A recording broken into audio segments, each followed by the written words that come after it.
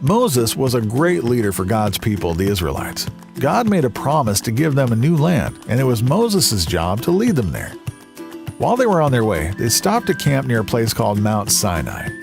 God asked Moses to leave the people and come up on the mountain to meet with him.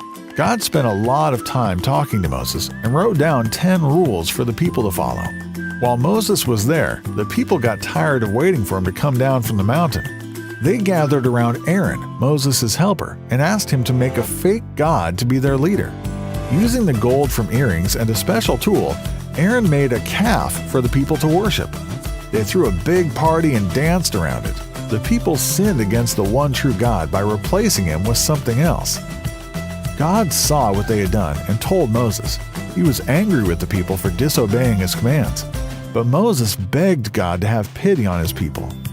He reminded God of all the ways he had rescued them from so many things, and that he had promised to always love them.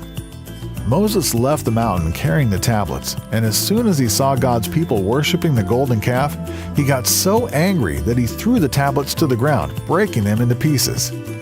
He couldn't believe they were so quick to forget God after all he had done for them. Moses also destroyed the calf by throwing it into a fire. Some days later, God called Moses to meet with him on Mount Sinai. He took 2 new stone tablets so God could write the rules on them again. God came down from heaven in a cloud. He spoke to Moses and said, "I am a God who is tender and kind.